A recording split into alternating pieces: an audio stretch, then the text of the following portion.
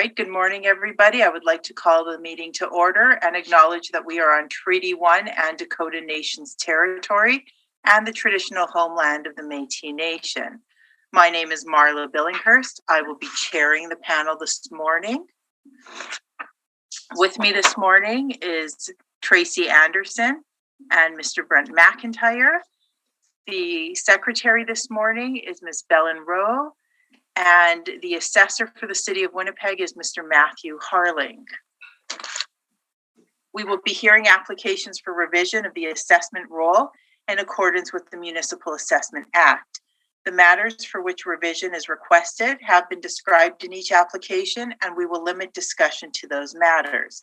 The statements that are made at this hearing are sworn testimony, and anyone speaking to the matters must be sworn in.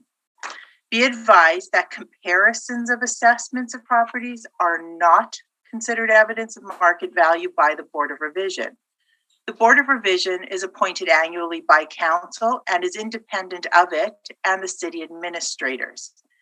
It makes its decision on the basis of the evidence provided at this hearing and issues a written order that will be mailed to all parties as soon as possible. Please note that the board's decisions with respect to an application may be appealed to the Manitoba Municipal Board if the matter pertains to assessed value or classification, or to the Court of Queen's Bench if the matter pertains to the application exemptions from taxation. Should you wish to appeal, information on how to do so will be included with the board's order. With respect to the hearing process, I will confirm the points of appeal with your property to be addressed with each application following swearing in. We will then have the assessor's testimony, followed by questions that the applicant may have, and then the applicant's testimony followed by questions. Each side will have an opportunity to summarize everything. Once all of the evidence about an application has been brought forward, the applicant may leave. The process will repeat for each item on the docket today. The session will close after all applications have been heard, and the board will deliberate in private and make its decision. You will receive the board's decision by registered mail as soon as possible. As information, all public hearings are live streamed, recorded, and will be part of the public record. The first matter on today's docket is 786 Dufferin Avenue. All right, Mr. Harling. Go through the swearing in first, I guess, or? Yes. Sorry? Professor, please state your full name. Oh, yes. Matthew Harling. Can you affirm the evidence you're about to present is the truth, the whole truth, and nothing but the truth? I do. Thank you. Madam Applicant, please state your full name. Danielle Pond. And do you affirm the evidence you're about to present is the truth, the whole truth, and nothing but the truth? Yes. Thank you. May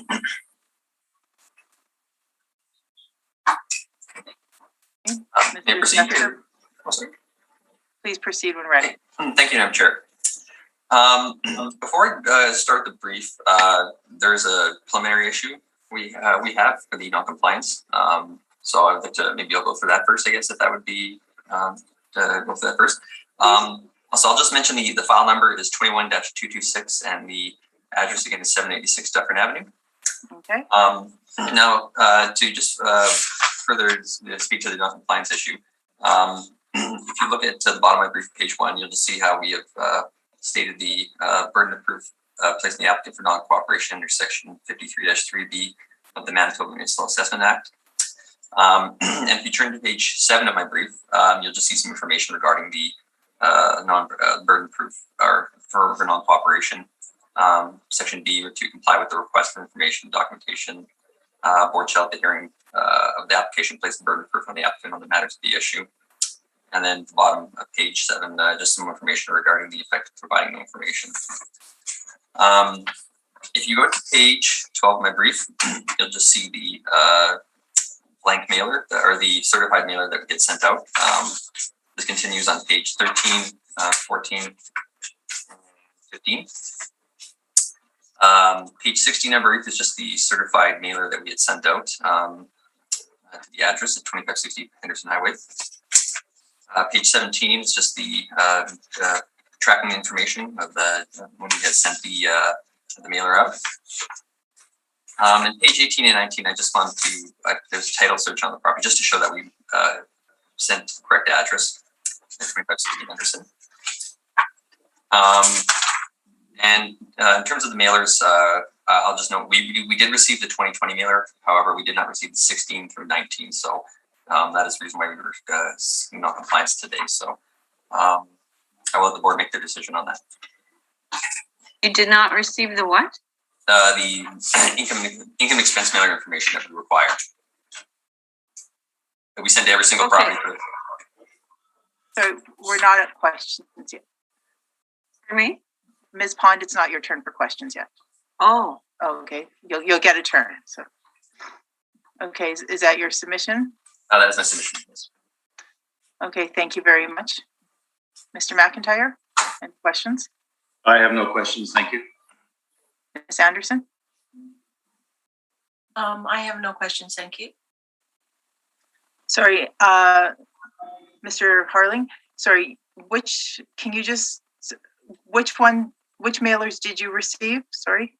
Sorry, I was just trying to let it know that we had received the 2020 mailer, but we hadn't received 16 through 19, and we rely on the 17 as the reference date's April 1st, 2018. So. Okay, sorry, thank you. All right, Ms. Pond, do you have questions for the assessor on this evidence? Can he repeat what he said he got? I was just speaking to the income expense mailers that we sent out to all the properties that we sent to you. Yeah. I'm saying we received the current 2020 mailer, but we did not receive 2016 through 2019. So we haven't received the mailer in the last since 2016, 17, 18, or 19. We did not receive the mailer. So. Oh. Okay.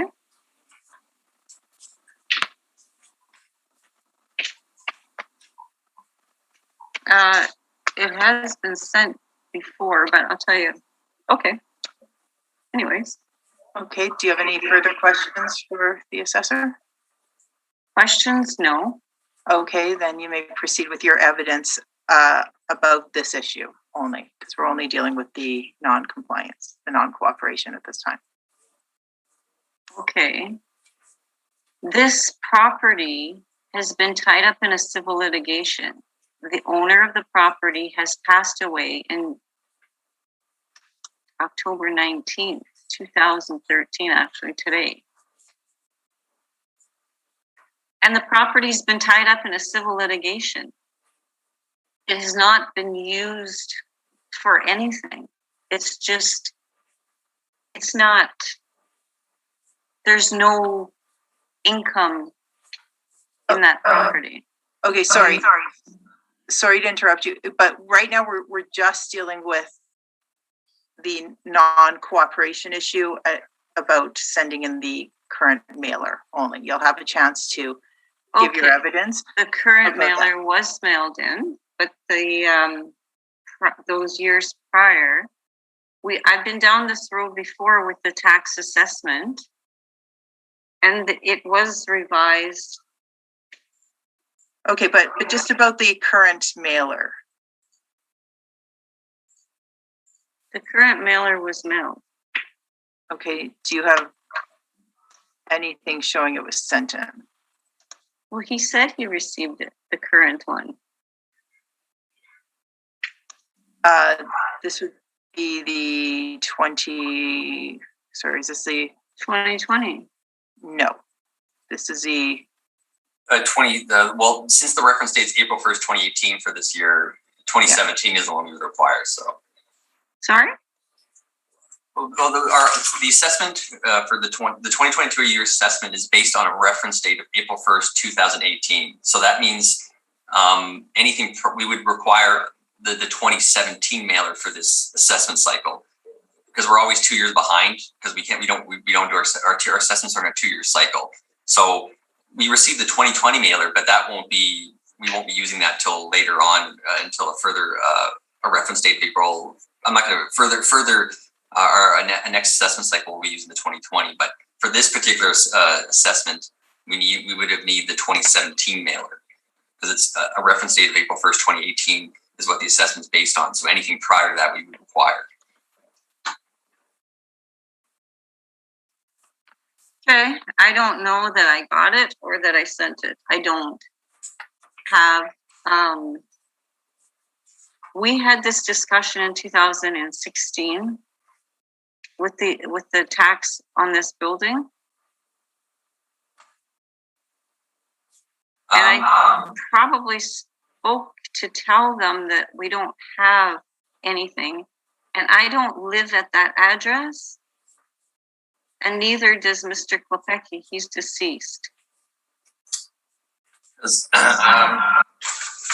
terms of because in terms of the, well, I mean, so it looks like the tax bill is going there though. So did you receive like the tax bill though, or the tax bill is going to where? To the 2560 Henderson? I got the tax bill from the tax people. But in terms of the from your department, that's where I got it. I didn't get it from that property. Okay, because we have because I was just looking at our system. It was requested that it's sent to 2560, but unless it's changed since then, that's what we still have it as. So I don't know if the mailing address has changed since then, but that's what we had on file, and that's what we were told the last place to send it to. So I wasn't sure if that's where it's being mailed to still or not. So if you were receiving it, like you're not getting it in the mail at all, I guess, or you're physically picking it up. No, I went there to get it this year. Okay, this year, okay. I was in your office. Okay, unfortunately, I wasn't up to the individual there at the time, so I don't have any record of what it was sent us, so. Okay, so what you're saying is you don't know if you ever received or sent. I have not been picking up the mail from there. So you don't know about the 2017? I moved away from there in 2017. Okay, so that's your evidence about that. Mr. Assessor, do you have any questions regarding that specifically? No, so I guess that being the case, so then, so again, you're not living there, obviously. So in terms of the mailing address, do you have is there a different mailing address that you would have them, would like the mail to now, I guess, or is there like? Yes. Okay. Because we were never received any information regarding to change the mailing address. So, but that's fine. I just wanted to clarify that. That's all okay. That's good to know. So. See, when I did this process before, we had straightened out a few things there. I'm not sure if I found that it wasn't recorded. The girl didn't have it on file. She didn't have the my letters of administration there either, which she had to have had when I did this in the first place. Okay. Yeah, no, that's valid. Yeah. I didn't.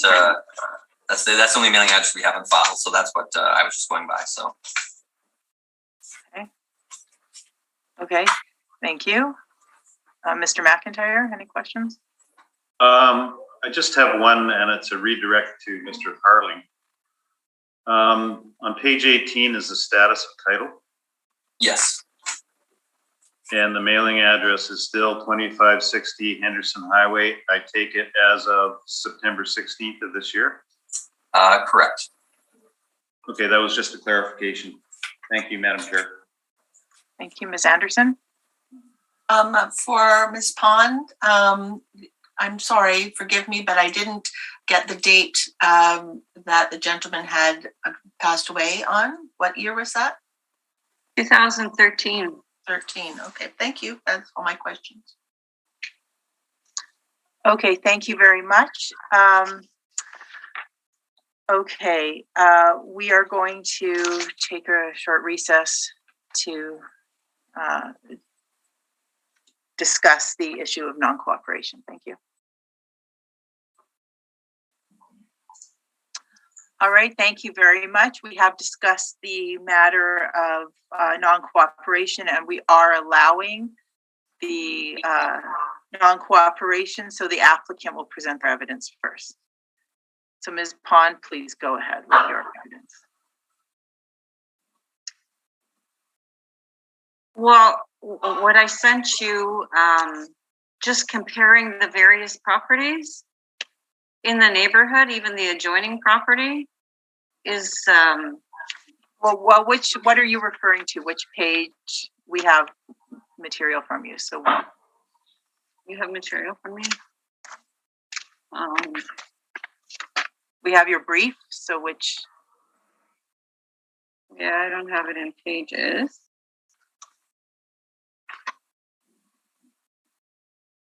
$770 Dufferin Avenue. The building is attached to this building. The assessed value of that building is it's twice the size of our building.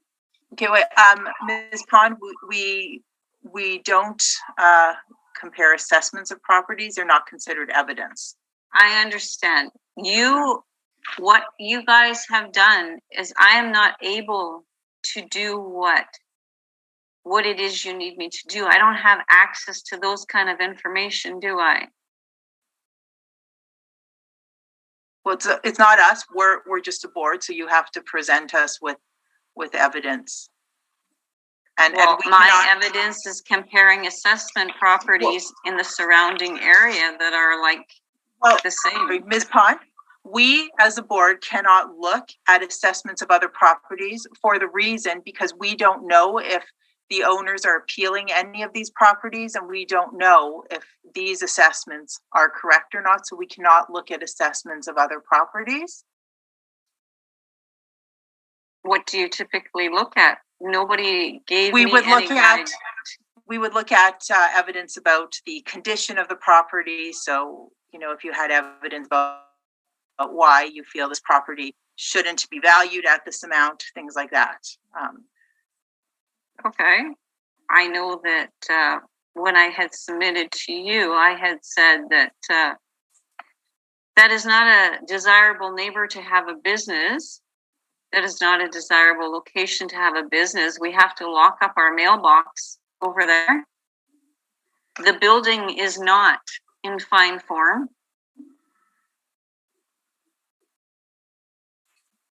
It's been, when I sent this in for submission the last time, I kind of did what I did the last time, and now you're saying you don't accept that. I don't understand. I don't know who the panel was the last time. I'm sorry, but this is... It was acceptable before, and they reduced the taxes significantly based on what I had submitted. And so I did the same thing this time. Do you have any evidence you would like to share with us about the condition, about why you think your property tax is assessed too high? I do have, not that I have submitted to you. Obviously, I didn't submit the right stuff. The building is caged pretty much up in the north end because it's not a very good location. It's, you can't leave your things outside there. It'll get lifted as soon as you walk away from it. Even to unload a truck, it's not a good property. But the building is not been upgraded at this point. I need to sell that building as it forms a part of an estate.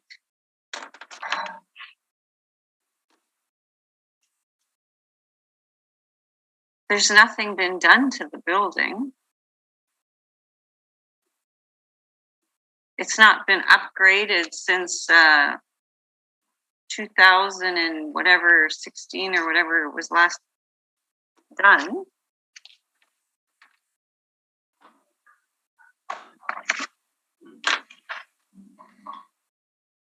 (2016),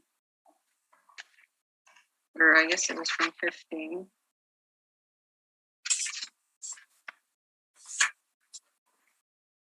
Nothing has changed except the taxes keep going up.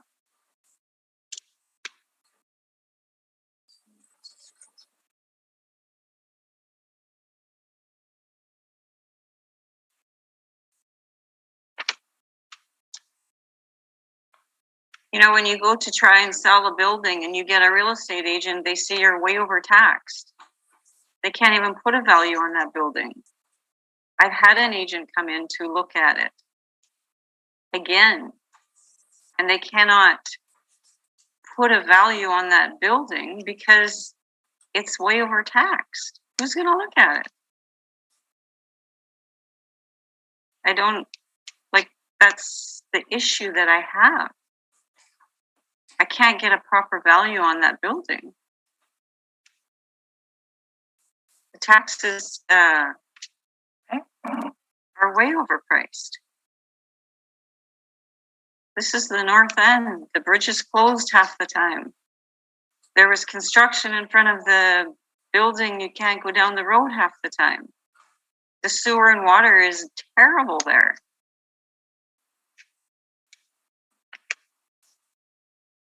Okay. Those are the issues that I'm faced with. The graffiti on the walls all the time. It's constant. Okay. We've had a break and enter in there.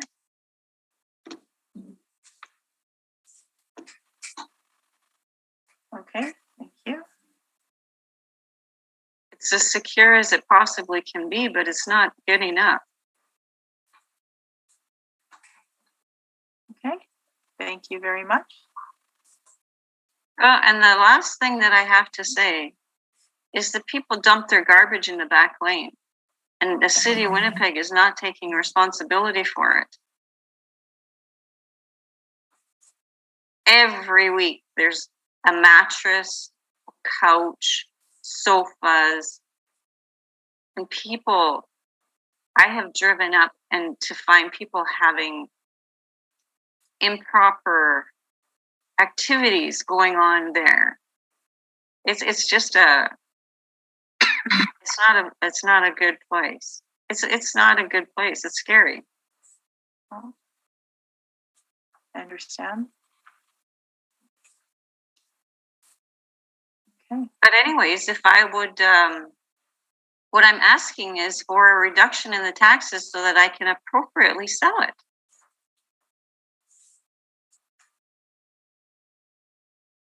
We understand. That's why you're here. That's why I'm here. Yes. Just to have things put the way, like proportionate to what it should be. Okay. Thank you. Now everyone's going to have a chance to ask you some questions. Okay. Mr. Assessor, do you have any questions for the applicant? Just one quick question. So it's currently vacant right now, correct? Like there's no tenants in the building, I guess, or It's the stuff is still in there. oh, okay, but there's no like businesses in there or anything like that, though. Or The grandfather died, the father died, and my son is in there, but I cannot rent it to him. okay. Yeah, that was the only question I had actually. And there's another question I have, and you already answered it from when you were stating. So yeah, thank you. That's all I asked. That's all I wanted to know. Thank you. Thank you, Mr. McIntyre. One question. It's fully serviced, like there's hydro, there's water, there's sewer, and heat. Yes. And what kind of business is your son operating out of there? My son is, he's not operating so much. You can't do anything. All the machines and everything is in there from his father and his grandfather. They died within 6 months of each other. And we've had this thing, and he tried to make a go of it, but it didn't really pan out for him. He was just a kid and he has no experience. I have not been able to sell this building as it's been tied up in a civil litigation since 2013. The civil litigation has concluded in 2019. We had our day in court. So there was liens put on that building that I couldn't sell it or do anything with it. We couldn't do anything with it. That's what's going on there. Okay, thank you. Those are all my comments. Thank you, Ms. Anderson. You mentioned that there were some upgrades in 2015, 2016. Can you speak to that for a moment, please? There was upgrades. Well, we just did a few things to secure the building. I mean, we put the camera there and we put some metal on the wood doors and put some structures inside so that if somebody tried to drive through the door, that we secured it. Basically is what we've tried to do, is make it, put the cage up in the front so because the windows keep getting broken, those kinds of things. Okay. And then my last question is what outcome would you like to see? What is the amount of the assessment that you think is fair for this building? To be honest with you, I don't know what's fair, but I think that when I had this discussion with a real estate agent in the past, and they reduced it $95,000, I believe, before, that was more in line of what it should be. And this is really dumb of me asking you to reduce my taxes because I'm trying to sell the building. And that doesn't, I'm just trying to sell it. But when they come there, they say it's overtaxed. Okay, and so? Grossly overtaxed. So like about 100,000. I would say it's still a $90,000 to $100,000 overtaxed. Thank you very much. That's all my questions, Madam Chair. Okay, thank you. I just have one question. You said there's still stuff in there. It's not currently being. What kind of business was it when it was being used? Sheet metal. Sheet metal. Oh, okay. Okay, thank you. Those are my questions. Okay, thank you very much, Mr. Assessor. I'll see if I brief. Thank you, Madam Chair. The file number is 21-226. The roll number is 14002656000. The address is 786 Dufferin Avenue. The 2022 assessed value based on a reference date of April 1st, 2018 is $332,000. The effective year built of the building is 1961. The wall heights are 16 feet. The land area is 7,363 square feet with a leasable area of 6,109 square feet. This gives us a land to plan area of 1.13. Page 2 of my brief is just some information. Well, there's nothing on page 2 because we didn't receive the mailer and there's no sales history or any property leases. Looking at page 3 of my brief, you'll just see the rent comparables I have applied for the subject property. They range from 1,615 square feet to 6,000 square feet. The subject property actually has two units. We have assessed as 2 units, 1,625 square feet and 4,000. So they fall within that in the range of areas. The wall heights for my comparables range from 12 feet to 14 feet. So that falls within the 16 feet of the subject. The H is on my comparables are 1953 to 1965, whereas the subject is 1961. And the rent comparables range from $5.19 a square foot to $6.29 a square foot. And we are applying a model rent of $4.79 a square foot for the subject property. I would like to note the comparables I've chosen. I'll just mention that they are, in St. James, Clifton, Notre Dame. So I won't dispute that they're in a better location. But I believe that's reflected in the higher rents and the fact that we're using a lower rent for the subject property. Page 4 of my brief is just the income workup, how we've derived the assessment. As you'll see, we have the two units, as I stated previously in the comparables, for the total leasable area of 6,109 square feet. And between these two rents, we get a blended rent for the two at $4.79 a square foot. You'll see the potential rent we have at $29,278.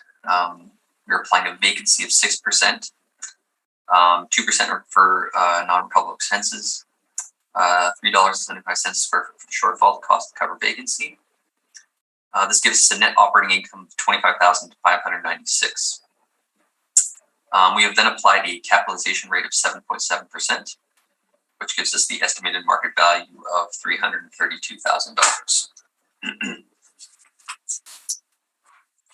Page 5 of my brief is just another breakdown of the income value summary of how we derive the assessment and the current attributes we use to get that assessment. Page 6 of my brief is just some information regarding our cap rates and how the department derives their cap rates. And it just shows, if you look under the industrial section, which says properties in the industrial building, you'll see that the cap rates fall within, on the lower end to high end from 5.5% to 9.8%. Cap rate we have used or applied model cap rate is 7.7, so that falls within the range that we normally would see. And if you look at the other market participants, you'll see that the cap rate falls within their reported cap rates they're seeing in the market for properties. Again, we're using a 7.7 cap for this particular property. Page 7 of my brief is just some information about the municipal assessment accessors, which we've already discussed. Let's skip that. Page 8 of my brief is just some photos of the subject property, just to kind of show the how it's situated. So the top page 8, you'll just see a front portion of the property. You'll see the two units, one on each side. At the bottom of page 8, you'll just see a photo of the property from the angle from the side, just to see to show the building. Page 9 of my brief is just some overhead views of the subject property, just to kind of show again the rear of the subject property, front. Obviously, the parking lot is not part of the subject property. It's just essentially the boundaries are essentially just the building itself. It has like a 1.1 to 1 ratio. Page 10 of my brief is just the parcel boundary and just the current assessed value we have. Page 11 is just the subject property map, just to show where the property is in relation to Dufferin Avenue and Arlington Street. So just around the corner there, as you can see. Page 12 through 19 we can skip, because we've already discussed those information regarding non-compliance issues, so we can skip that.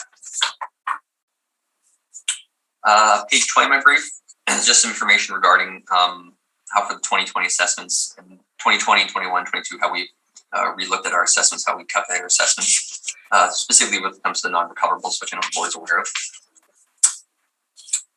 Page 21 is just some further information. 21 and 22 is just some further information regarding our cap rates and how we derive our cap rates, and just some more further support to show that cap rates that we apply are from the market. Again, this is just a sample of cap rates, just to support the cap rates that we use. We're not using this as comparables for the subject property. And page 23 is just information regarding the non-recoverable expense, how we've generated out 5% previously, but now the department's changed their position at the 2%, and just a sample to show non-recoverable expenses we find from the mailings we receive from property owners, to show that the 2% is more than adequate, which I know the board's aware of our position on that. And page 24 is just some information where the IAW standards, how we follow similar, how we follow the same guidelines that they do for their assessments as well. So. And that being the case, that is my presentation. Thank you. Thank you very much, Ms. Pond. Do you have any questions for the city assessor? Yes, I do, actually. Go ahead. So your assessment is based on comparables that are not even close to the North End neighborhood? We're talking St. James and other areas? The comparables, yes, they are. Yeah, I'm looking at comparables that are similar in terms of size, age, location, wall height. So the reason I showed these comparables is because they're comparable in the sense of the building itself. Yes, I don't dispute that the location is different, but as I stated, these rents are definitely higher than what you would see in a building in Dufferin. So the model rent we are using is lower than these rents for these comparables. So why would you not use a building in the neighborhood so that you're kind of comparing apples with apples? Well, this is not like the St. James area is a totally different tax bracket, I'm sure. Yes. Different surroundings, different clientele, different everything there, right?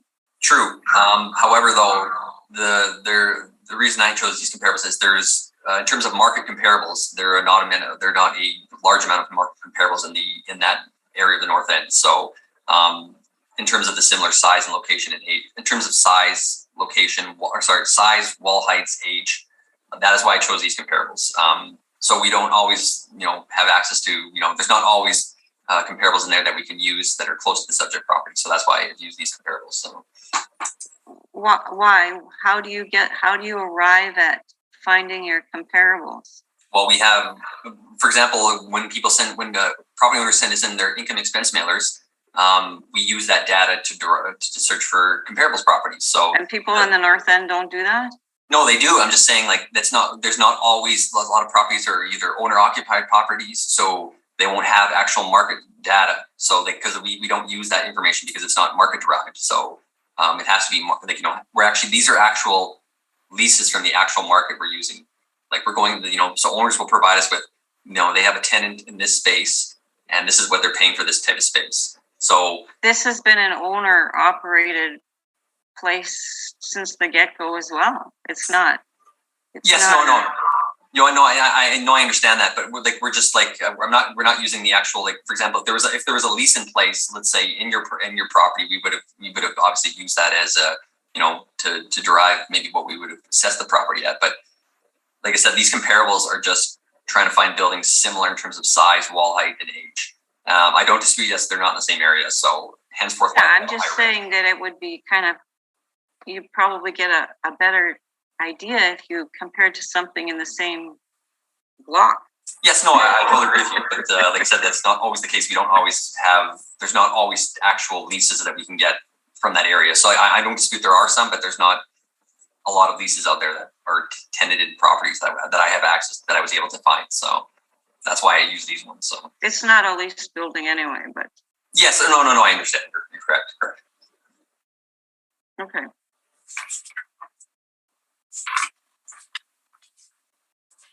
Do you have any other questions for the assessor? No. Okay. So. Okay. No, you don't have to. That's fine. Mr. McIntyre? I just have one question. What's the frontage on Dufferin?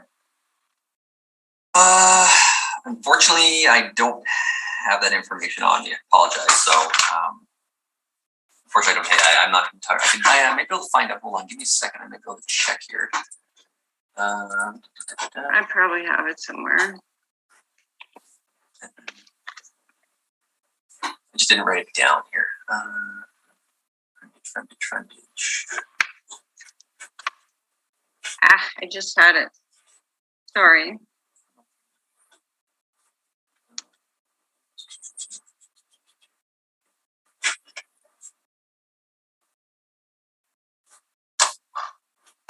Where is that?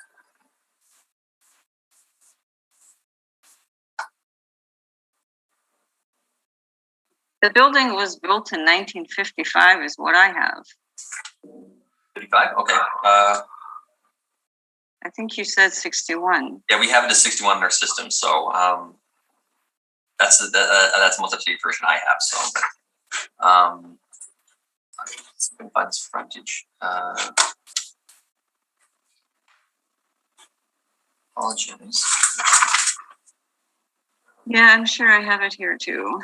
Yeah, sorry, I'm just trying to search all my, I wrote that down.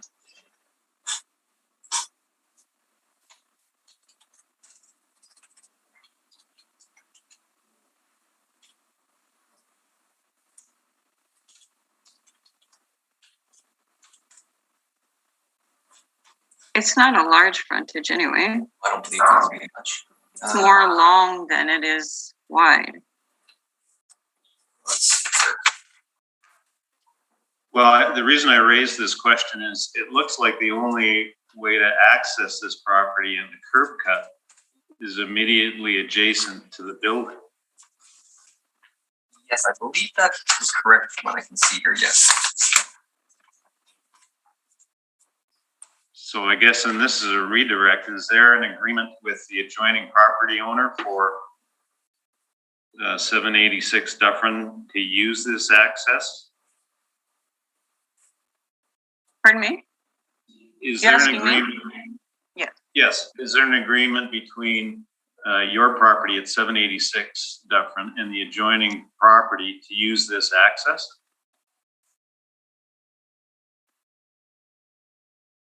Which access? Well, the only, In the front? yeah, the only access to this property is off Dufferin is the adjoining property. Is that correct? No. No. So then is part of your property this access? The front door? No, the side. So you see where the vehicles on the assessor's page 9, there's vehicles parked adjacent to your building. Oh, yeah. On the side there? Right, so I'm assuming they access from Dufferin where this curb cut is? No, that's been closed up, that access. On that side there. It's been closed up because they were breaking in there. We closed it off. There used to be a lot of trees. We don't own that parking lot. Okay, that was And there was trees all across the whole side of that property, which isn't ours. So people were going behind the trees and breaking into that through that door. And so together with the other property owner, we got permission and we cut down all the trees and blocked that off so that it's not vulnerable to break-ins. Is that what you're asking me? okay, yeah, that was my only question. Thank you. Okay, thank you. Miss Anderson? Do you have any questions for the assessor? Do you, excuse me, sir, do you know when these photos were taken? These photos, like, they're from we have access to take aerial photos. These are from, I believe, 2000 and, actually, these are pretty recent. I think these are from this, I believe these are from 2020, actually, yeah, 2020 of May, I believe, so. Like, or sorry, the street view photos or like the actual aerial photos, sorry, or. Street view? Those ones are from, those are, I believe, are up to date. I think that's 2018 or 2020. I just can't remember Oh, exactly. I don't think so. No? No. I wouldn't think so. My other question is that I wonder if are there any interior shots of the two sides? Like, is one side office and one side is shop, or is there a portion that is office or reception or something like that? No. Are you asking me? I'm asking the assessor. Yeah, we're questioning the assessor right now. Yeah, I know, and unfortunately, like I said, I have not been able to inspect the property, so I can't speak to that, unfortunately. I apologize, so. Okay. And so then my last question for you then is sort of piggybacking on Mr. McIntyre's line of questioning there. So access for the warehouse, bay doors at the back is just the laneway? That's from my knowledge, yes, so. Okay. And then is there, I should look a little bit more closely at your brief, but the door size for the rear access? Unfortunately, I do not know the size of the doors. No. Thank you. That's it, Madam Chair. Okay, sorry, I was just making a note. Please give me 1 second.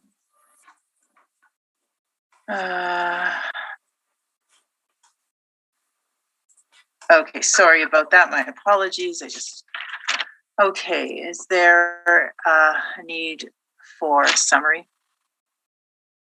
I'm okay. I'm good. Thank you. I think rely on my evidence I was presented. Thank you. Ms. Pond? Nope. Okay. Okay, thank you very much. So leave it with us and you will get our decision in the mail. Okay, thank you kindly. Thank you very much. Good morning. Okay. Perhaps we'll take a short recess while the next applicant gets settled. Is that with everyone? That's fine with me. Yeah. Certainly. Should we come back? Well, how about 10:15? That's like 9 minutes. Oh, sorry. Okay. You guys are too fast for me. Okay. Thank you very much. We are back. The next matter on the docket is 305 McKay Avenue. Can you please swear in the applicant? Yeah, Mr. Applicant, please state your full name. Jared Story? And you affirm the evidence you're about to present is the truth, the whole truth, and nothing but the truth? Yes, I do. Thank you. Thanks. Thank you very much. Mr. Assessor, whenever you're ready. You're muted. Oh. Can you hear me now? Yes, thank you. Okay, sorry about that. Thank you, Madam Chair. Okay, the file number is 21-303. The applicant is Altus Group Limited. The roll number is 040003744100. The address is 305 McKay Avenue, and the owner is 305 McKay Avenue Limited. The 2022 assessed value, based on a reference date of April 1st, 2018, is $2,973,000.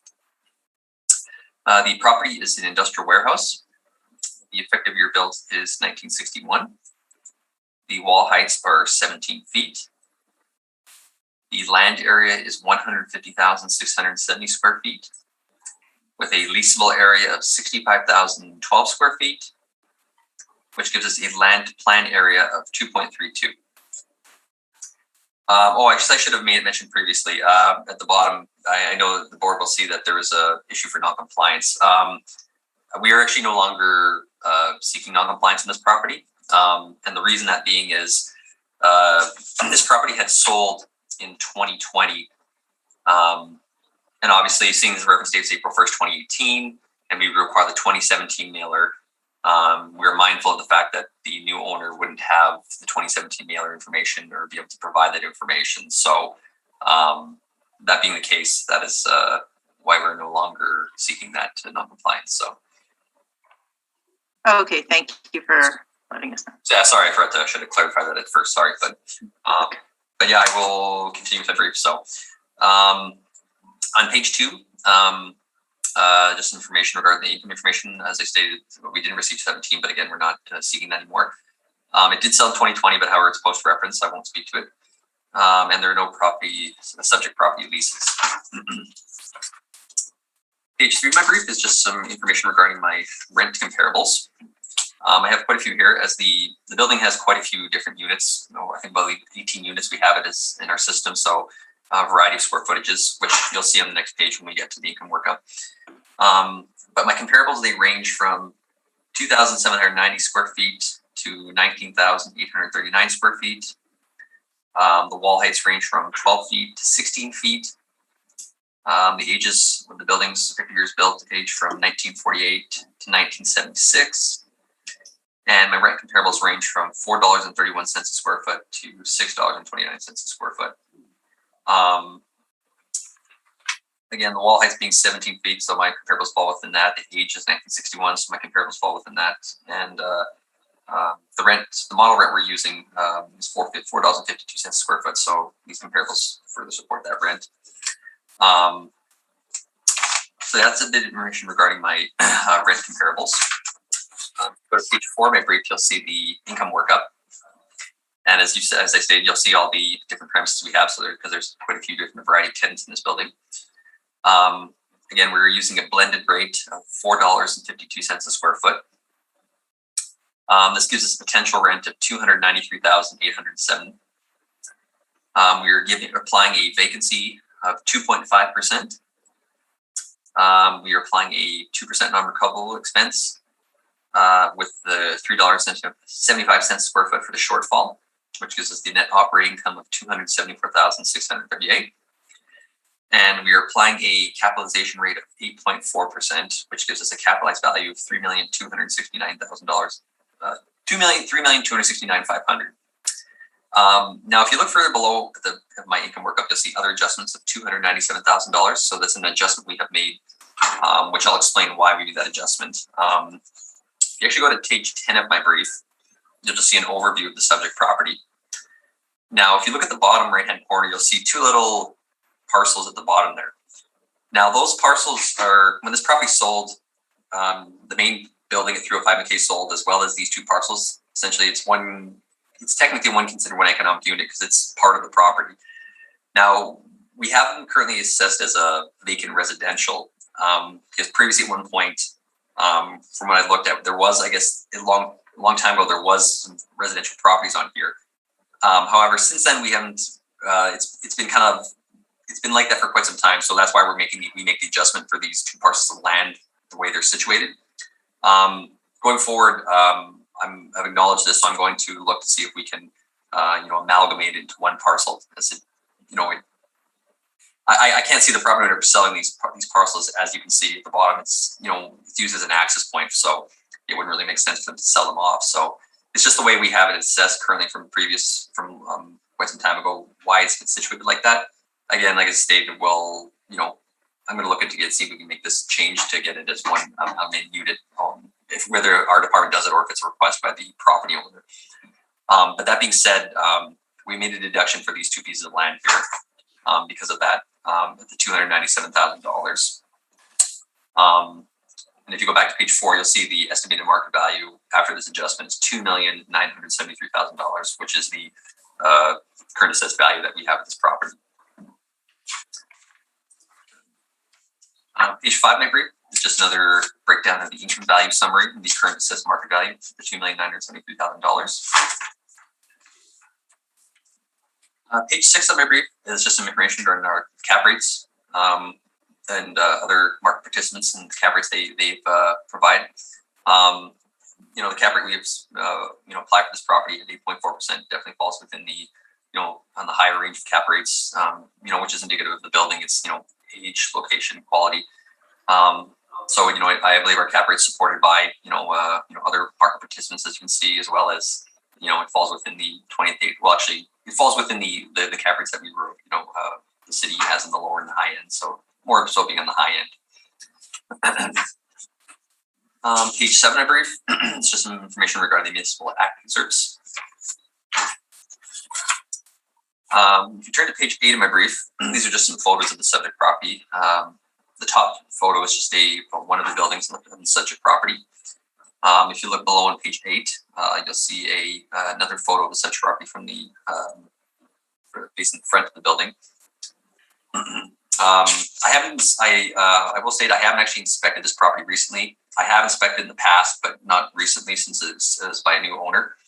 I did drive by the property recently, and it looks like they've done some cosmetic work to the exterior, just from what I could tell. There was some paint, looks like they upgraded the paint as well. So just a kind of a point I'll make. Page 9 of my brief is just some further photos of the subject property looking from different directions. At the bottom, you'll see a loading bay in one of the units. In the top, you'll just see some other units with some other doors and their overhead doors. And page 10, at the top, you'll just see there's an access point to get to the rear of the building. And the bottom of page 10, again, you'll just see kind of an overview, which I still showed before, of the overall property, how it's situated. You can see multiple parts of the building. Page 11 is just some further photos of the subject property, just to kind of show an aerial view of the property. Just, so you can just see all the different units and all the overhead doors for the different units within the building. Page 12 of my brief is just another overhead view of the property and just showing the current assessed value. And page 13 of my brief, you'll just see the street view of the property, just to show where it's located on McKay Avenue and the other surrounding streets around the subject property. Page 14 of my brief is just information, just showing some information regarding a lease. There's no actual lease values or anything like that. It's just information about the property. Just locate. Talking about its location. Just some of the results. Just some of the information. So some of the features of the building. Page 15 is just some photos of the subject property, and at the top is just a particular picture of the warehouse portion, and just showing the floor plan. And you'll see like a workshop, some photos of the interior of this particular shop. Page 16 is some further photos of the subject property. You'll see some more of the shop, and then below you'll see some office space, some nice quality office space here at the bottom.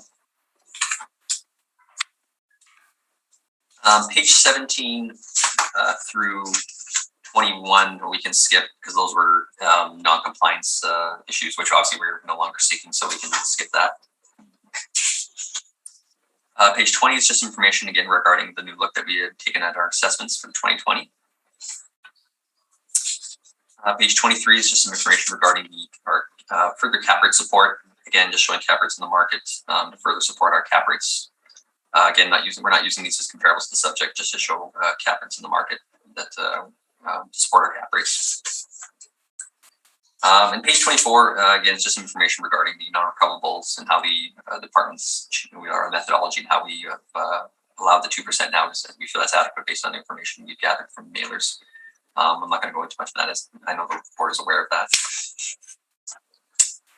And finally, on page 25, it's just information regarding the IAW standards and how the department follows similar, how the standards of the IAAO. That is my presentation. I ask the board to confirm the value. Thank you. Thank you very much. Mr. Story, do you have any questions for the assessor? I do, thank you. Okay, so I guess the first thing that I noticed, I don't know that you mentioned in your presentation, but the zoning on this property is residential. Is that correct? That is correct. Okay, and this property is located, just so we're very clear, not in a traditional industrial area, but in fact in a residential area. Is that correct? That is correct, yes. Okay. Now, do you think that might affect the potential tenancies and the development potential of the site going forward? Well, I mean, in terms of development, I feel the site is pretty much built up to as much as it can. So I don't know, what do you mean by like development? Like adding, because its land to plan ratio is pretty low, so I don't think there's much in terms of they could add on to it. So if they had a tenant who required to perform some activity that required, for example, an M2 zoning, that would likely not be possible given the current zoning. Is that fair to say? Yeah, I mean, based on the current zoning, yes. So okay. Now, the other thing I noticed is the actual year built is 1954. So this is an older industrial property, but the effective age is 1961. So that's a very small variant. Can you tell me what would give rise to an age variant of only 7 years on this property, please? It could be very factors. And, if there was interior alterations into the building, upgrades to the, the structure, those are things that would, affect the effective age. If there was ever a new, a lot of times we'll get permits for interior alterations for the, the different tenants. So we would update the effective age based on those circumstances. So. Okay. Is it typical to adjust by only 7 years though? Or is that quite a small adjustment? No, it's not there's really no typical number, obviously how we when we do an effective age, it depends on the size of like, for example, there's an addition, let's say, depending how big the addition is and how much of a portion of the building it's adding on to, those would be factors that we would use to determine how much an effective age we would use. So a 7 itself is not I can't speak to the specific reason why it's a 7. So. Okay, that's fair. Now you have the wall heights listed as 17 feet, but to be clear, the ceiling heights throughout this property are 13 to 15 feet. Is that fair to say? I'm not aware of that. They were 13 to 14 feet. So. The land to plan at 2.3 to 2 renders this site obsolete for many of today's industrial users. Is that a fair comment? I mean, in terms of, yes, its expandability, would be limited based on the land to building ratio. Yes, I don't dispute that. So, I'm sorry, I missed that. Can you say that again? I'm saying, like, yes, like the fact that it's, it's 2.32, so it's a low land to building ratio. So yes, the ability to expand would be limited. Yes, I don't dispute that. Yes. Okay. And then I also noticed in 2018, the city made a recommendation on this property. The value now that is being proposed is 27% higher. Is there some physical or economic change to this property, or is that a change to the model that would give rise to such a large increase cycle over cycle? Well, I mean, obviously, based on the fact of, we made the rec, obviously, originally in 2018. I can't speak to that because I was not a part of that. But again, it's a reassessment. There are reasons why we believe that our assessed value is more than fair, which I can't speak to. So, okay. So page 2, it says that you have no subject leases found, but at the time, and again, it was a previous owner, like you mentioned. There was some information sent. So, did you have a chance to review the 2016 income and expense? Well, seeing as we would use the 2017 mailer, no, I wouldn't really rely on the 16. So, but have you seen it? Have you had a chance to have a look at it? I'm aware. I am aware of them. I've briefly looked over. I didn't look into full depth, no. But I guess I could. I briefly looked over. Yes. Okay. Now, is it fair to say that the rents at the time were all gross, substantially lower than the model, and that on the expense question, the owner was actually reporting substantial unrecovered expenses? Is that fair to say, based on your viewing of the 2016? Well, as I said, I haven't really looked at it in depth, but again, it's gross, so we don't really rely on gross rents. So, I wouldn't put much weight on that. So, okay. For your rental comps, so we will be, for the purpose of our discussion, we will be talking about rental rate and the non-recoverables, just to narrow our issues. But in terms of these rent comps, is it fair to say that these are all in more traditional industrial areas? They're not zoned for residential. Is that fair comment? Yes, yeah, these are more traditional industrial. Yes, I would not dispute that. Okay, and these are reasonably short leases, except for the last one. Is that fair to say? Between 3 and 5 years is pretty typical. So I don't think that's completely short. So I mean, there's a couple I know. There's a 1-year lease, yes, but the majority of them are 4 to 5, which is 3 or 4, which is not unheard of. So. And are these primarily single tenant or multi-tenant? It's a combination, single and multi. I think there's a bit more single than multi. Yes. So from my review, it looks like 201 Scott is the only multi-tenant. Is that correct? Unfortunately, I don't have that. I'm gonna. I believe you are right. Correct. Yes, that's correct. And some of these are zoned M3. Is that fair? Some of them are. There's a couple that are. Yes. Okay, so the rents in M3, is it fair to say, would typically command a higher rental rate than M1 or M2, and certainly than residential zoning? Is that fair? Yeah, possibly. Yes, I don't disagree with that. Yes. So. Okay.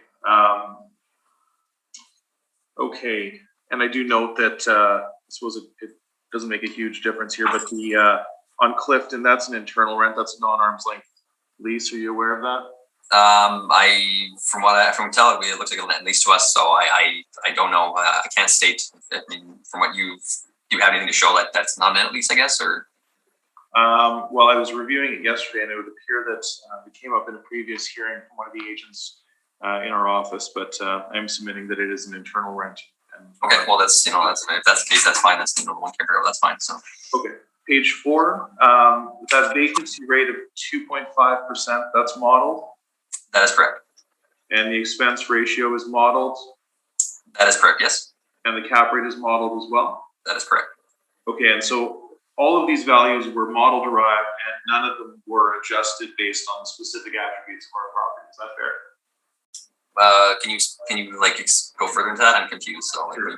So the model suggested these inputs or these parameters. Oh yes.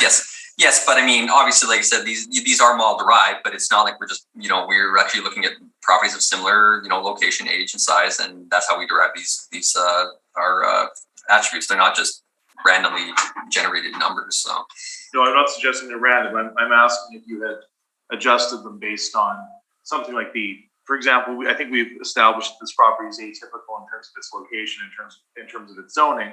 So I'm wondering if perhaps you would overwrite the lease rate or the cap rate or some such thing. Well, I believe the cap rate is reflective of that, of those issues. We are using an 8.4% cap. The previous cycle we've used quite a bit lower cap than that. So I believe that's reflective in all those areas. So okay, page 14. This is the marketing brochure. I have some of these photos as well. This is current, and I just want to point out that under space features, second from the bottom, we do see that the clear heights, as I mentioned earlier, are 13 to 15 feet. Is that correct? True, but I don't. Yes, that's true. Yes. Okay. And I think so. The balance here is we've established that this non-compliance is not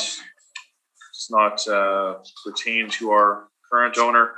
And you didn't have a chance to look at the non-recoverables. Do you think that for a property with shorter leases, gross leases in an atypical scenario, do you think that the non-recoverable might be appropriate in this case, especially if we review the fact that the top end of the lease pool that the owner could generate would be gross leases, so therefore it would appear that there would be non-recoverables. Is that not fair to say? Well, as I stated, I know you're looking at the 2016 mailer, so I can't really, we rely on the 2017 mailer information, so I don't know if it's still gross leases or what it was at that time, so I can't really comment on that. So. Okay, thank you very much. Those are my questions. Thank you very much, Mr. McIntyre. I just have one question. So this property is surrounded by residential properties, correct? That is correct, yes. And is there a truck route in this area to service this property? I don't believe there is a truck route that I'm aware of, no, so. So in other words, you couldn't have deliveries from a semi-trailer truck? I mean, I don't know if there's a regulation saying that they can't have semis in there or not. So no, I can't speak to that. So no, I do not know if they can or not, so. Okay, thank you. That was my only question. Thank you, Ms. Anderson. I have no questions. Thank you, Madam Chair. Thank you. Nor do I. So, Mr. Story, please proceed when you're ready. Thank you very much. Okay, so as we've established, we're here in a residential area in East Kildonan, with an industrial property built in 1954. Now, 1954. So, Mr. McIntyre, you'd asked about trucking. I visited this property a number of times. I was there this past weekend, and I do note, I didn't see anything on McKay, but on Arby, there are signs posted everywhere distinctly saying not a trucking route. So just to answer that. So the property is zoned R1, it's primarily residential.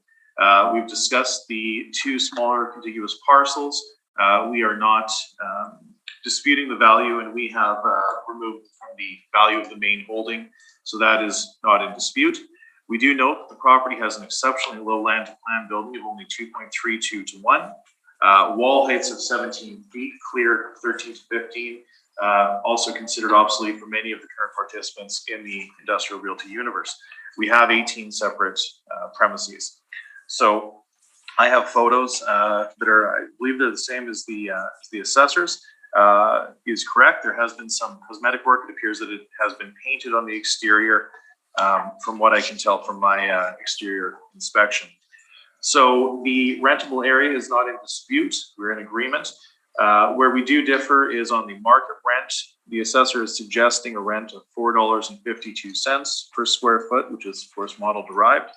Now the reported rents at the reference date were gross rents, with lease terms that were best described as unclear, and when netted out, the rents appear well below, far below what we would call typical market. So we did review similar industrial properties to determine what we believe the appropriate net market rents would be for application in our calculation.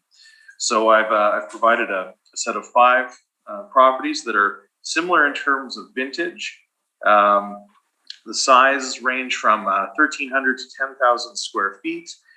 you'll see that the wall heights are similar, in some cases superior, in some cases inferior. The zoning is all superior. And I've also have generally low land to building ratio. So in terms of the types of rents that can be commanded in the industrial market, it's primarily based on utility. So age of the building, size of the leasable area, wall heights and zoning, and land to plan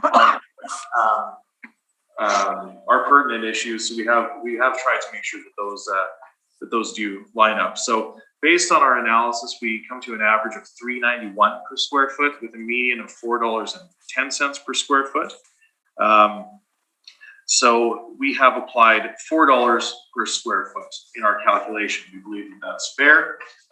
We don't believe that the increase of 27% cycle over cycle on this property is either supported nor is it appropriate. We note that there are non-recoverable expenses that I will get to in the 2016. Of course, we don't have 2017, but we do see a picture of this property emerging. So we do continue to apply the 5%. Madam Chair, I'm happy to go into my report. And I'm sure you've all heard it a number of times, but if you'd like me to speak to the non-recoverables, I'm happy to go into greater detail. But every member of the panel has been supplied with both our cap rate study and our non-recoverable expense study. So I'm happy to speak to it, or I can carry on. I think perhaps carry on. If we have any specific questions, we'll ask. Is that all right with everybody? Okay. Okay. Okay. So on page 10. Excuse me. Sorry, I missed what you said. I was coughing. My apologies. Oh, sorry. On page 10 of my brief is our income workup, and we have included the parameters that we've discussed here. So with all factors taken into consideration, with the downward adjustment of the contiguous parcels, we come to an estimated or indicated market value at the reference date of $2,375,088, rounded to $2,375,000. So we do respectfully submit that the value at the reference date ought not to exceed $2,375,000. The balance of my brief, I have my my market rent comps. Again, older industrial properties with similar physical features. You can see the photos there. Then we have these current photos, marketing photos of our subject, as were included in the department's brief as well. So we have that for your perusal. You get a sense of the interior. Now, in terms of the income and expense, I did include on my page 23 the 2016 income and expense, and I note that these are all listed as gross rents, and you do see that there are high insurance costs, property administration, professional fees, marketing and advertising, and a yard expense. So I'm not putting a huge amount of weight into the actual quantum of these entries, but rather showing you that there are non-recoverables that do support our request for the 5% being reinstated for the purpose of this report. That is the balance of my brief. So barring any questions, that is my presentation, and I thank you. Thank you very much. Mr. Assessor, do you have any questions? I just have a couple quick ones. Seeing as do you know if the building is what its current tenant, is it fully tenanted? Do you know the vacancy in it? Is it partially vacant, or do you know anything about the actual how many? I don't believe there's a vacancy issue. So we have accepted the what I think is a very low vacancy rate of 2.5%. We're not making a case on vacancy today. So no, I don't believe that there's a current issue with vacancy, at least not that I'm aware of. Okay, no problem. The other question was, I was curious. I know before we in that, which I had put in there, that lease information regarding the wall height. Have you I unfortunately, like I said, I haven't inspected this property recently. Have you had a chance to see be in the building or inspected it just to confirm if that 15-foot wall height is throughout, or if it's only certain units? Are you aware? Or? Okay, so we know that based on the building details of the property, the wall heights are 17 feet. to be certain. I've got that in my brief. You can see in the cities, that's in the city's site. Yep, that's correct, yeah. Okay. So typically, the clear heights, as a sort of general rule, will be 2 feet below the wall heights. So the 15 feet, that doesn't, that checks out. Now, the fact that there's a range between 13 to 15, that doesn't surprise me. I don't think that's atypical for a property of this size with so many different premises with these shorter wall heights. So I've inspected the exterior a number of times. Again, this property has changed hands, so I haven't inspected it for the new owner, but I have seen the interiors. I've seen a number of photos, and I would suggest that the marketing photos that we're looking at today would represent the, as marketing photos typically do, the higher end of the quality scale in this property. So. So like, I'm just curious too, or like I know it's fairly new, the new owner took over. So I guess, are you aware of, other than like, are you aware of have they done any upgrades or much changes to the building since they've taken over? Do you know anything about that at all? I don't believe so. No, I don't believe so. Okay. I think that's all the questions I have. Thank you. Thank you very much, Mr. McIntyre. I have no questions, thank you. Ms. Anderson? I have no questions, thank you. Nor do I. Is there a need for a summary from either party? No, I'm good. I think I rely on my evidence. Thank you. No, I thank you. I would just like to say one more time, the increase of 27% cycle over cycle, it does appear to be quite excessive. So, but otherwise, thank you for listening to my presentation. Okay, thank you very much. All right, and then the next matter on the docket is 1525 Dugald Road. All right, Mr. Assessor, whenever you are ready. Thank you, Madam Chair. The file number is 21-376. The roll number is 0605023300. The address is 1525 Dugald Road, and the owner is 1525 Dugald Road Limited. The 2022 assessed value based on a reference date of April 1st, 2018 is $3,558,000. Now, before I go into further my brief, I just want to let the board know we're aware of an error that was in the brief. Just to address it now so that it doesn't get confusing later. So initially, the assessed value we have at $3,558,000 was the initial assessment we sent out. However, after further reviewing the property, there was an issue with one of the rents on the because there's 2 income streams on this property actually, and one of the income streams, the rent was needed to be refreshed in our system, and it adjusted the rent value.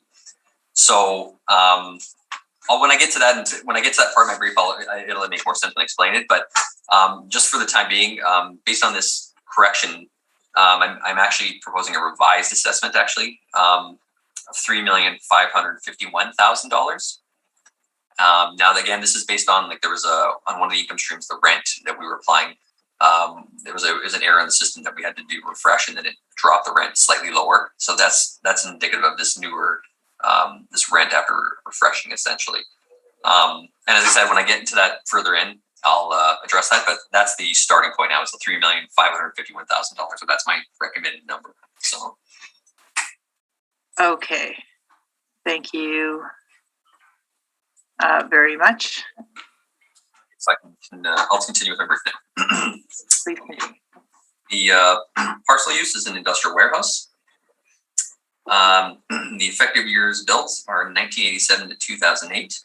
Now, as I say, there's 2 buildings, 2 separate income streams on this property. So 1987 pertains to the industrial portion for the flex warehouse, and the 2008 pertains to there's a restaurant income stream for a building. So that's the difference between those 2. For the wall heights, we have 14 to 20 feet. The 20 feet pertains to the industrial portion, and the 14 feet pertains to the restaurant portion. The property is zoned M1 manufacturing light. The land area is 174,520 square feet, with a leasable area of 28,802 square feet, which gives us a land to plant area of 5.98. Page 2 of my brief, you'll see information that the request for income information was granted, or we were provided. I'll just make a quick note. This property was actually appealed in 2020. It was withdrawn. However, that was with the previous owner because this property had sold in 2021, which is a post reference. I won't speak to it. So I just wanted to mention that to the board. And there are no currently subject property leases in place that we have here. Page 3 of my brief. This is the rental comparables for the flex warehouse or the industrial portion of the building. My rent comparables range from an age 1979 to 1987. The subject property again being 1987, so it falls within that range. The areas range from 2,080 square feet to 4,500 square feet. The subject properties has roughly nine units, 8 of them being 2,400 and 1 being 4,500, so my comparables fall within that range. The wall heights range from 16 feet to 22 feet are my comparables, which the subject property is 20. And my rent comparables range from $6.50 a square foot to $7.25 a square foot. And our model rent, again, which I'll explain more on the next page of the income summary, is $6.86 a square foot. And all these properties, the location, they're very close to the subject property. The subject property is located in Douglas. All the comparables are just, in the St. Bob's Industrial Park, which is, within 5 minutes of the subject property. So they're close, and I believe these are good comparables to the subject. Page 4 of my brief. Again, this is the income workup for the industrial portion. As you see, there's 9 units in total, 8 of them being in the 2,400 square feet. We're having applying a blended rent, model rent of $6.86 a square foot, which gives us a potential rent of $181,152. We are applying a 2% for vacancy. We are allowing 2% for non-recoverables, as well as the $3.75 a square foot for the shortfall, which gives us a net operating income of $170,616. We're applying a model capitalization rate of 6.5%, which gives us an estimated market value for the flex warehouse industrial income stream of $2,625,000.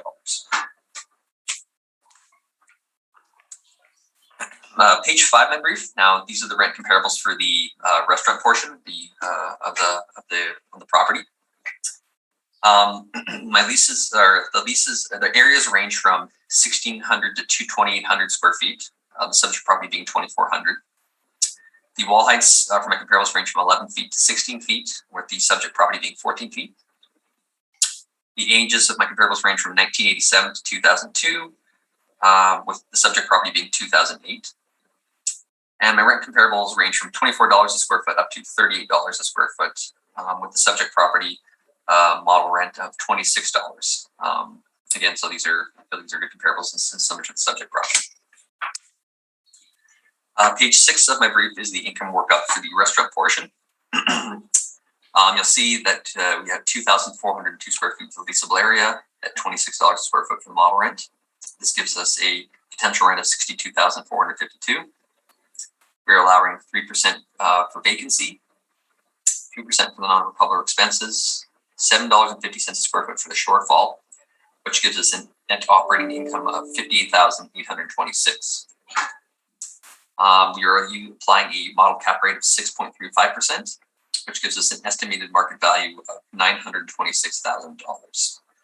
And just to give a brief information that I was stating before with the adjustment we made to the overall value. Originally, the model rent was $27, henceforth why there was a bit of discrepancy in the value. So initially, it was actually $963,000, but obviously that was based on the $27 rent. But since I've adjusted it, the $926 is the proper or the current assessed value for that particular income stream for the restaurant. Going to page 7 of my brief, you'll just see a breakdown of both the income streams, and then you'll see the total estimated market value now of $3,551,000, the revised value. Page 8 of my brief, again, just some information regarding our cap rates support. So obviously you can see the industrial portion, 6.5% cap rate we're applying falls within, the low to high range. And if you look at the city Winnipeg's 20th to 8th percentile, 6.5 falls within there. Again, the cap rate we've used for this property is based on, age, location, quality, size. So those are all the factors that have gone into this cap rate. And if you further look at the other market participants, you'll see that the cap rate is supported within what their supply as well. And if you look at the retail portion, you can just kind of look at the cap rate we used at 6.35% for the restaurant. Again, it's further supported by the other market participants, just to show that our cap rate is fair cap rate we applied for this particular property. Page 9 of my brief is just some information about the municipal excerpts, which we're nothing to go through that. Page 10 of my brief is just some photos of the subject property. Now at the top of the photo, you'll see just a kind of a angled view of the industrial warehouse portion or flex warehouse portion. And page 10 at the bottom, you'll see the restaurant portion. Now page 11, you can kind of see a better view of the both subject properties. You'll see obviously the back is the industrial warehouse of the 1525, and then below it, 1521 is the restaurant portion. So you just kind of see how they're situated on this parcel of land. Page 12 of my brief is just a site plan map, just to kind of show, just to show where the parking is located, as well as all the tenants in the current industrial portion, and then just obviously the current tenant in the restaurant portion below. Page 13 of my brief is just the parcel boundaries of the entire parcel of land and the current assessed value. Again, it's 3,155,000, not 3,558. And page 14 is just a street view map of the subject property, where it is in relation to Dugal Road, and the street going down is actually Mazenod, and the St. Bob's Industrial Park. So just kind of show where this is situated on Dugal Road. Page 15 of my brief is just to show that the owners provide us with the income expense mailer. We did not rely on these mailers rents, because it's, as you can see in the mailer, they're gross rents, so we didn't really push much weight into those gross rents. To page 18. Page 19, again, is just information about a fresh look at the assessments, as well as the cap rate difference information. Page 20, again, just to show some further support for our cap rates, just showing a sample of cap rates in the market to support our cap rate. Again, page 21, just some information about the non-recoverable expenses. I'm not really going into that, as Barbara mentioned it, and Barbara allowed 2%. And finally, page 22, just some information again about the AAO standards. That's my presentation. I ask for confirmed value. Thank you. Thank you very much. Mr. Story, do you have any questions? Just a few, thank you. Mr. Harling, have you visited this property? I've been exterior, but I have not been in the interior, no. So, okay. Did you note that the site is? Let's deal with the industrial side first. The site is unpaved. Is that correct? Like in the back. Oh, in the back portion, yes. Yes. Yeah, that's in unpaved. In the industrial portion, yes. Industrial section is unpaved. Yes. Okay. And is it fair to say that these are best described as truck bays? Yeah. They have a lot of overhead doors. Yes, yeah. Okay, so there's no office finish. These are simply truck bays. Fair? From my knowledge, as I say, I haven't inspected it, so yes, from what I can see, yes. Okay. Now we're zoned M1. That's fine. But I'm interested. You'd mentioned that the wall heights are 20 feet. Where did you get that information from? This I was actually looking into it. I mean, anytime we add a new building to our system, obviously this being a slightly older building, that is we get our information from the plans. So that's when we were adding it, that's what we had in the plan at the time. So okay, so you're not aware that it's built on the 6-inch slab, and it's 16 feet. So the clear heights are actually 15 feet, 15 and a half feet, I should say. You're not aware of that? As I said, no, I haven't inspected, so I was not aware of that. No, so okay, that's fine. Okay. Now you'd mentioned something. So you do have the subject property leases on page 2. It says no subject leases found, but you were provided with them, and they are indeed gross rents. But you said that you don't consider those in your opinion of value. Well, as I said, we rely on net rents, so no. So I mean, in order to actually net them out would be very, it's not a true net lease. So right. Okay, that's fine. Now, did you notice also that these are all very short leases? 5 of them are 1-year leases. Are you aware of them? On the mailers, no, I was again, as I said, I didn't really go into too much depth on it, so no, I was not. And just from a valuation perspective, do you think to an owner, shorter leases would equate to more risk? Is that fair to say? Potentially, yes. Okay. Now, Madam Chair, I've submitted some rebuttal to the assessor's comps. I can just speak to it as I go through. If you'd like, it's primarily images. Like, are you amenable to that? Sure. Thank you. Okay, wonderful. Now I've used the first property as well, so that's fine. But Mr. Harling, the first 3 entries in your rent comps, that's all the same building. Is that correct? That is correct. They are the same building, yes. Okay, and now there are 4 tenants in that building, and you've used 3 of them. Is that correct? That is correct, yes. Okay, now the one that you've omitted is the one that I've used, and that's the one that doesn't have any office finishing. Is that fair to say? I cannot speak to that as I'm not aware of that particular one. So, have you visited that property? This property, I have in the past, yes. Not recently, though, yes. Would you agree with me that it has office finish? It has washrooms. It would be superior to our subject, which is used for truck base. Is that fair to say? I don't. I mean, in terms of its actual condition, and age, and location, I don't believe it's considered better in those senses. No. So I mean, you're right. I don't disagree that you're right. It has better amenities in the sense of bathrooms and stuff like that. Yes. So I don't dispute that. Yes. So. Okay. So a property, though, just to be very clear, flex warehouse property that has individual office space, a reception area, washrooms, would typically rent at a premium to a truck base. Is that fair to say? Slightly. It could be slightly higher. Yes. So. Okay, so 4 and 5, that is also the same property. Is that correct? That is correct, yes. Okay, and are you aware that property was renovated in 1998? No, I'm not. I was not aware of that. No. Okay, and that is in my rebuttal, and I did include permits that show that is again a high degree of office. It's best described, I suppose, as a secular publishing house. Is that fair? As I said, yeah, I have not seen that, but I will go by what you say, yes. Okay, and comp number 6 is 43 Terracon. Have you ever visited that property? I've been to Terracon, yes. Okay, and can we agree then that property is vastly superior by virtually every metric to our subject? Is that fair?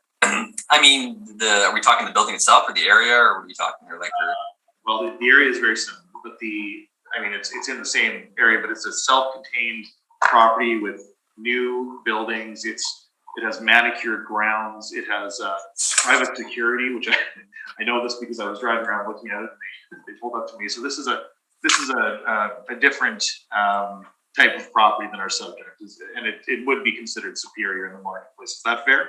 I'll say it's a unique property in the sense that it's then different than the majority of these properties. Yes. So, but will you say it's superior to our unpaved truck?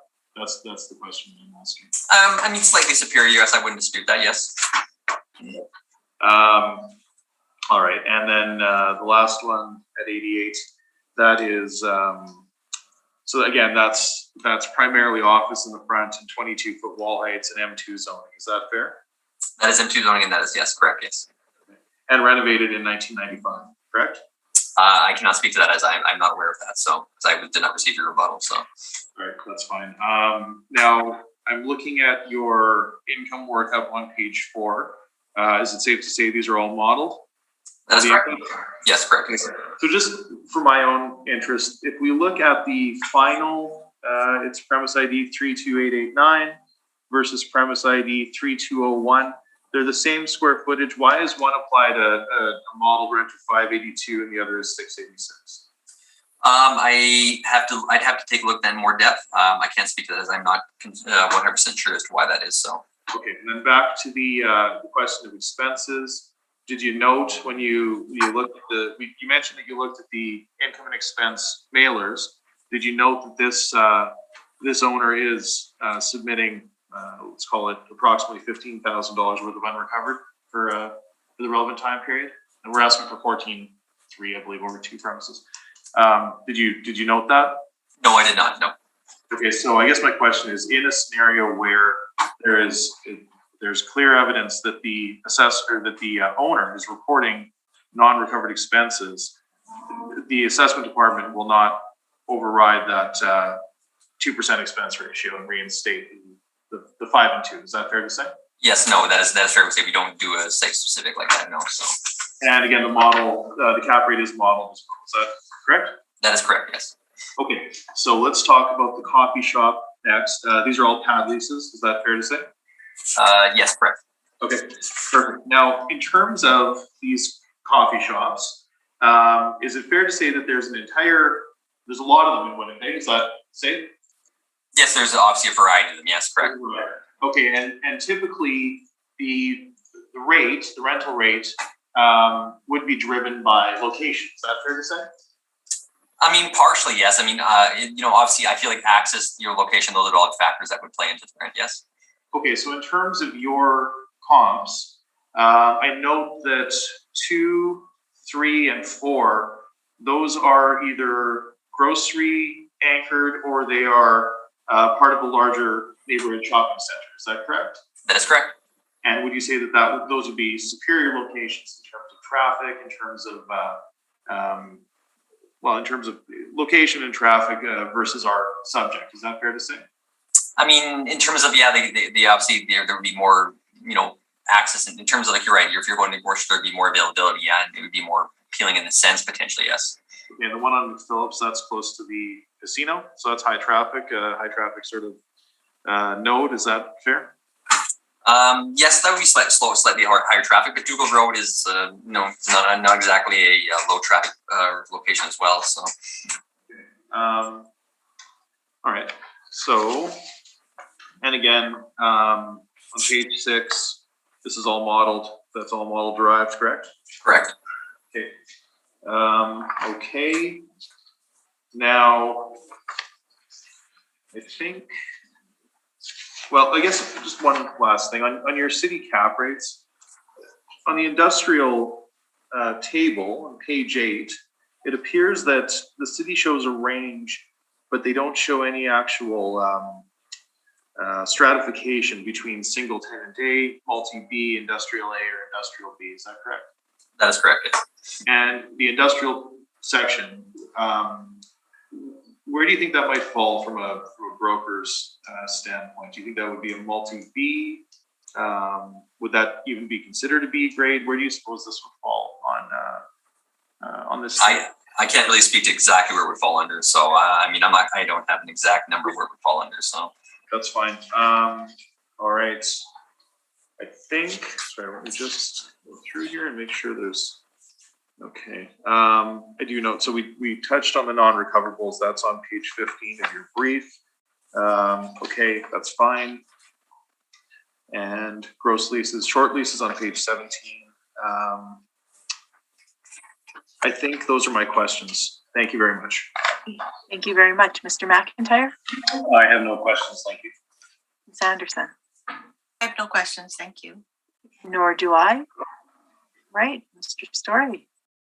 Wonderful. Thank you so much. So here we are at 1525 Dougal. Again, we have 2 premises. We have trucking bays as one income stream, and then a coffee shop, a chain restaurant, Padley's on the site. We are on the north side of Dougal. We're between May and Lagimodier, what is best described as the St. Boniface Industrial Park. So the property, once again, has clear heights of 15.5 feet in the industrial building, which is reasonably low by today's standards, but appropriate given the current use as trucking based.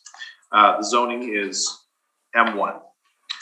Now, in terms of our dispute today, we'll be talking about the market rent on both income streams, the cap rate on the industrial, and the non-recoverable expenses to the owner on the entirety of the property. So firstly, the assessor is applying a market rent of $686 per square foot to the truck bays. We're suggesting that that's excessive. So we've looked to the market, and of course we are on gross leases, very short leases. That does tell us something about the property. The principle of substitution would indicate that if the owner could generate a higher net rent, then they would. It's not particularly advantageous to an owner to be to have a multi-tenanted property that's tenanted by tenants paying gross rents on a year-to-year basis. That would equate to risk. So we've looked to the market for what we believe to be appropriate net rents, and I've provided you these five properties. Property 1 and 2 are the same same property, 2 units in the same property. They range from $6 to $6.25. The main difference being that the first input actually has a higher degree of office finish. So having some degree of finish in the property does command a higher rental rate. The second entry does not. So I note that we have M1 zoning, which is the same as our property, superior wall heights, and we're in at 6 to 625. My best comp is on Dugald, I believe. It's an unpaved lot. It's very close. It's M1 zoning, but it has 18 to 20 foot wall heights, and it is at $6 per square foot. Number 4 is on Beguine. It does have some office finish, approximately 24%. That's a holdover lease, and the prior was $495. So we're now at $615 with 24-foot wall heights and superior zoning at M2. Number 5 is on Durand. Again, a superior building. It's been remodeled.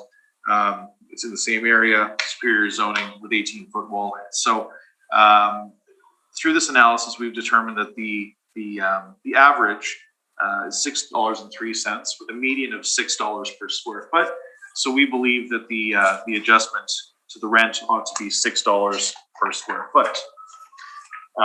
We do note that the owner at the time was reporting unrecovered expenses to the tune of approximately $15,000, which supports our request for the purpose of this report of I believe it's $14,300. So we do suggest that there are costs that are borne by an owner in the competent management of the property, and we do respectfully submit that 5% ought to be applied in the valuation of this property, with 5% going to non-recoverables, of course, and 2% as a structural reserve.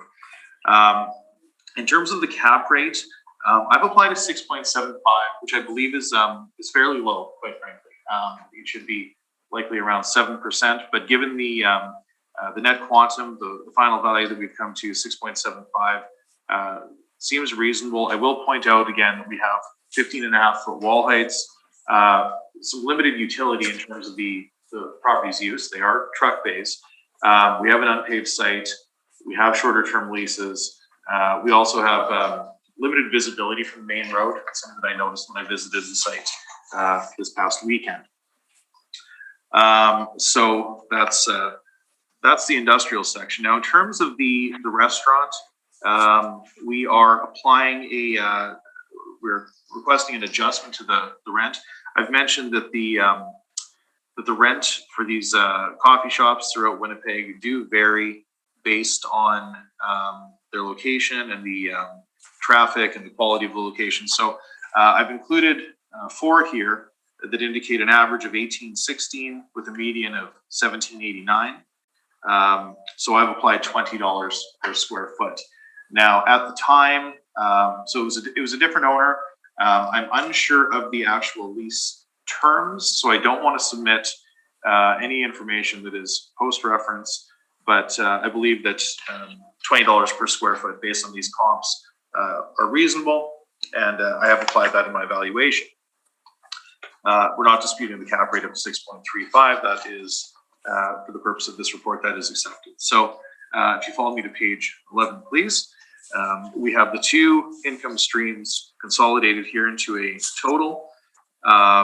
So the final value that we come to on the restaurant is $673,960, with the warehouse at $2,091,173, leading to a final indicated market value at the reference date of $2,765,133. So we do respectfully submit the value of this property as of the April 1st, 2018 reference date for the purpose of the 2022 assessment year, not exceed $2,765,000. The balance of my brief are my rental comps. See that they're reasonably comparable. In some cases, they are superior, but that's been taken into account in our analysis. Our restaurant market comps are included as well. You can see that some of them are grocery anchored. Some of them are part of neighborhood shopping centers. I'm just showing you that there is a range in that universe, and we believe that we would fall in the lower end of the range given the location of our subject. The current marketing photos of the subject of the industrial start on page 18. You can see some interiors. Again, these are truck bays, so stressed. You can see on page 20 the unpaved site. It is unpaved at the front and back. From the marketing brochure on page 21, you can see that the doors are 12 by 14 feet high. So if you look at the doors and then look at them in relation to the building, you can see that those are in fact 16-foot wall heights. And I've circled on page 21 in the marketing, they do recognize that those are 15 and a half clear heights. So fairly low by today's standards, and we are zoned M1. Barring any questions, that concludes my presentation on 1525 Dougal. I think. Thank you very much. Mr. Assessor, do you have any questions? Yes, just a couple of small ones here. I guess I was just curious about when your rent comps for the restaurant portion. I just noticed. So, like, I know you were asking me about. So, do you believe these are superior locations to the subject property then, or these? I do think they're superior, actually. Yes, I do. I would say that they're all superior, quite frankly. Some of them are a little bit older, so you'll see that we have adjusted them up to a more reasonable rate. So, I think using $20 is fair. I'm just curious though, like the one that's $11.87 a square foot. Do you have any reason why that one's so low? Because the rest of you have like 25, 17, just $11.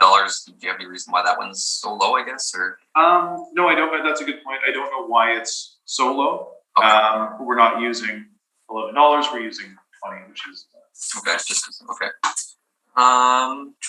Now, so in terms of the industrial warehouse or the warehouse portion of the trucking, now is it like obviously I haven't inspected, unfortunately, but so is it completely truck bays? Is there any kind of space in there of office or anything like that, or is it just strictly truck bays? Or yeah, so it's primarily or predominantly truck bays, but in map here, I believe it's bay 8. It is air conditioned, so it has the capacity for more of a flex warehouse, but it is that's one bay out of the 9. So if you look at the business assessment in the city records, you can see that there's no air conditioning in 7 of the 8 because 2 of them are joined. So and again, in terms of like obviously the wall height, like obviously you stated, so it's due to the fact of the concrete, how thick it is. I guess that's why it's 15, 6 feet, like the actual clear span. I guess you're saying. Right. I guess. Yeah, so it's built on a 6-inch slab, which is typical of these types of properties. It's built on a 6-inch slab with a 16-foot wall height, giving it a 15.5 foot clear height. Okay, that sounds good. I think that's actually all the questions I have. Thank you. Thank you very much, Mr. McIntyre. I have no questions. Thank you. Ms. Anderson. You're muted, by the way. Okay. Sorry, there was a big fire truck going by, so I muted, but no, I have no questions. Thank you. Okay. Nor do I. Okay, so is there a need for summary? Not on my end. I think we've. No, yeah, I think I'm good. I think I'll just let the board make their decision in the evidence. Thank you. Okay, great. Well, thank you very much, gentlemen. I guess at this point we have heard all the items scheduled and the hearing is now adjourned. Thank you very much. Thank you and good morning. Thank you.